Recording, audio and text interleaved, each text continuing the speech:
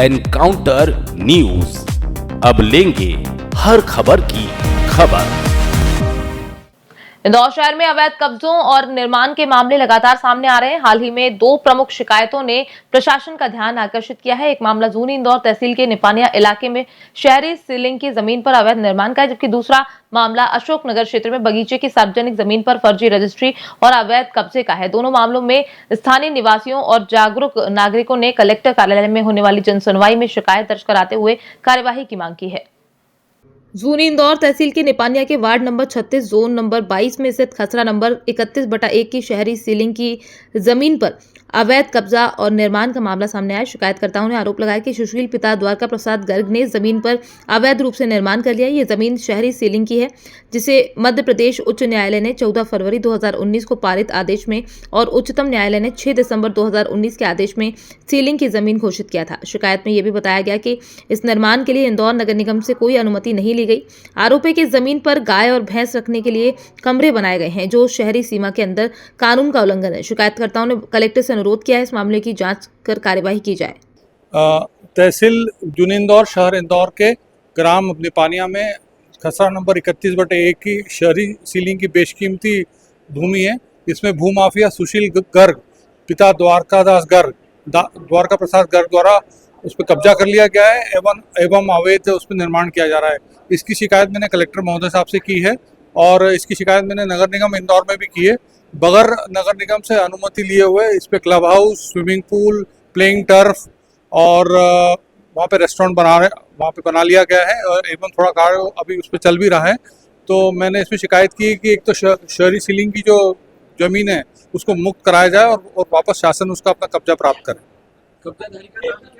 सुशील गर्ग ये भूमाफिया है। सुशील गर्ग पिता द्वारका प्रसाद गर्ग, निवासी ओमेक सिटी 2 इंदौर। तहसीलदार साहब को जांच के लिए उन्होंने लिखा है और जांच के उपरांत फिर कार्रवाई करने का आश्वासन दिया है। वहीं दूसरा मामला अशोक नगर का है, जहां क्षेत्र में सार्वजनिक बगीचे और कम्युनिटी हॉल की जमीन पर भी अवैध कब्जे का मामला सामने आया है। शिकायतकर्ताओं का आरोप है कि माहेश्वरी नागौर ट्रस्ट के अध्यक्ष राजेश शारदा ने फर्जी रजिस्ट्री कराकर इस जमीन पर कब्जा कर लिया और बाउंड्री वॉल बना दी है। गेट पर ताला लगाकर जमीन को गोपाल सोनी नामक व्यक्ति को स्कूल बनाने के लिए लीज पर दे दिया गया है।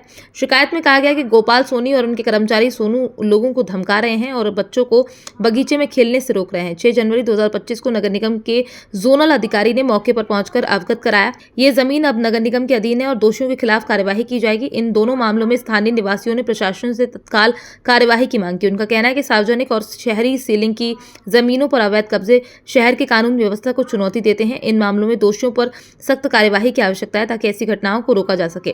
अब सभी की निगाहें कलेक्टर कार्यालय पर हैं कि इन गंभीर शिकायतों पर क्या कदम उठाए जाते हैं। ये मामले न केवल प्रशासन की सक्रियता की परीक्षा बल्कि शहर के कानून और व्यवस्था को बनाए रखने की जिम्मेदारी भी।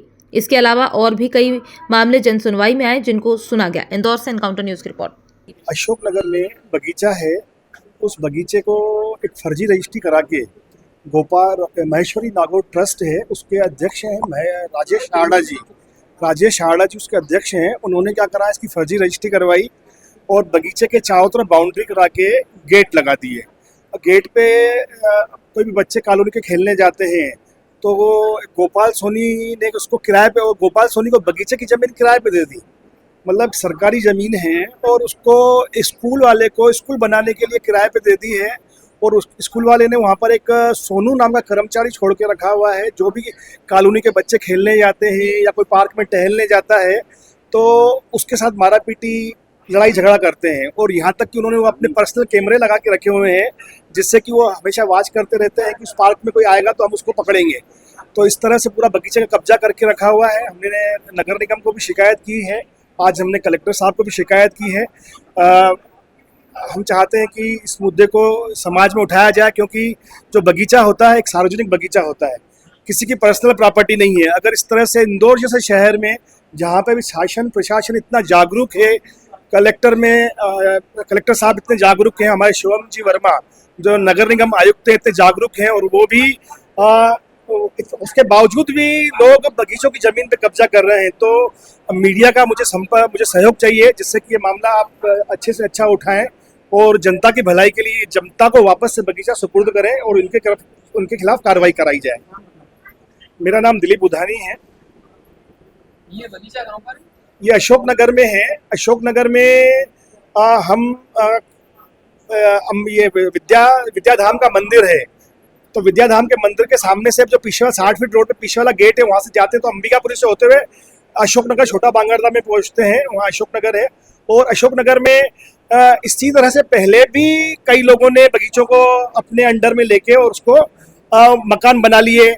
और देखिए, आज हमेशा की तरह जनसुनवाई प्रत्येक मंगलवार को जो आयोजित करी जाती है, आयोजित की गई है। और चूंकि मध्य प्रदेश शासन की माननीय मुख्यमंत्री जी की प्राथमिकता में ये सबसे ऊपर है कि लोगों को कार्यालय के चक्कर न काटने पड़े, सभी की जो सुनवाई है वो प्रॉपर तरीके से की जाए और जल्दी से जल्दी अगर कोई पात्रता है किसी प्रकार की तो उसका निराकरण करके उसको लाभ दिया जाए। उसी अनुक्रम में आज जनसुनवाई करी गई है और कुछ ऐसे भी आवेदक देखे गए जो पहले भी आ चुके थे। तो ऐसे सभी मामलों को मेरे द्वारा टीएल में मार्क किया गया है, जिनकी की साप्ताहिक जो हमारी सोमवार को समीक्षा होती है उसमें उनका फॉलो भी किया जाए, जिससे कि दोबारा उन आवेदकों को ना आना पड़े। इसके अलावा कुछ आर्थिक सहायता से संबंधित और खास तौर पर रेड क्रॉस से जो हम लोग स्वास्थ्य या शिक्षा से संबंधित सहायता देते हैं उसके भी आवेदन प्राप्त हुए, जिनमें तत्काल सहायता स्वीकृत करी गई है। इसके अलावा अन्य कुछ भूमि विवाद या कुछ इस प्रकार के मामले थे जिनको एसडीएम्स को स्थानांतरित किया गया है। कुछ मामले जो है वो ऐसे भी आते हैं जिनमें सिविल कोर्ट में जाने की आवश्यकता है आवेदकों को। ऐसे लोगों को जो हमारा विधिक सहायता का भी हम लोगों ने यहाँ पर सेल चालू किया है उनको भेजा गया है, जिससे कि उनको कानूनी सहायता उपलब्ध कराई जा सके और उनको एनकाउंटर न्यूज, अब लेंगे हर खबर की खबर।